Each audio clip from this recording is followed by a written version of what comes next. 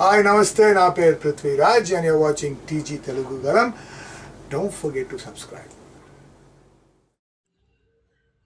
హైదరాబాద్లోని రామేశ్వరం కేఫ్లో ఎంఐఎం అధినేత అసదుద్దీన్ ఓవైసీ సందడి చేశారు.